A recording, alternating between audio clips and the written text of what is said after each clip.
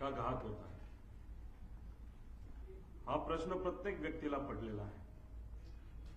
काल मुंबईकडे येत असताना पिंपरी चिंचवडमध्ये जेव्हा माझी गाडी स्लो झाली, सिग्नल लागलं होतं,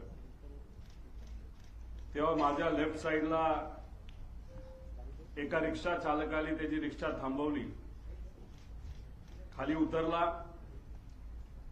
आणि माझी काच वर होती त्यामुळे काचेवर त्यांनी आवाज केला. काच खाली घेतल्यानंतर त्यांनी सांगितलं, अहो 9 तारखेला तुम्ही संध्याकाळी अजितदादांबद्दल काहीतरी सांगणार होता ऍक्सिडेंट बद्दल, त्याचं काय झालं? मी त्यांना सांगितलं काल नाही, म्हणजे 9 तारखेला नाही तर 10 तारखेला मी या बाबतीत मला काय वाटतं हे तिथं सांगणार आहे.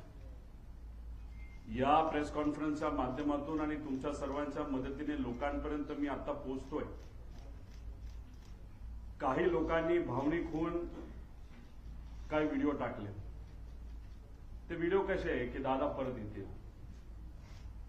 6 जण विमानामध्ये होते, 6वी व्यक्ती दादा होते. जी बॉडी तिथं सापडली ती दादांची नव्हतीच. दादा आज येतील, उद्या येतील. मला त्यांना सांगायचं आहे की आज जर दादा परत आले तर मी सुद्धा त्यांना घट्ट मिठी मारेल. पण ऍक्सिडेंट झाल्यानंतर 6 दिवस दररोज जेव्हा मी उठत होतो तेव्हा मला असं वाटत होतं काहीतरी घाणेरडं स्वप्न मी तिथं बघितलेलं आहे की दादांचा ऍक्सिडेंट झाला आणि ते फक्त स्वप्नच होतं आणि खऱ्या अर्थाने ही गोष्ट घडली नाही असं कुठेतरी मला तिथं वाटत होतं. कधीपर्यंत?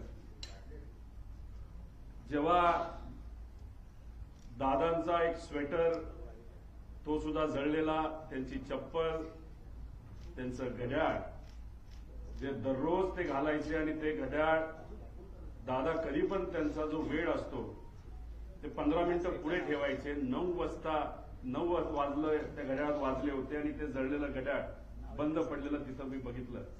आणि जे कोणी तिथं बघत होते त्यांच्या डोळ्यात अक्षरशः अश्रू होतं. कुणी निशब्द झाले होते, कोणाला काहीच बोलता येत नव्हतं.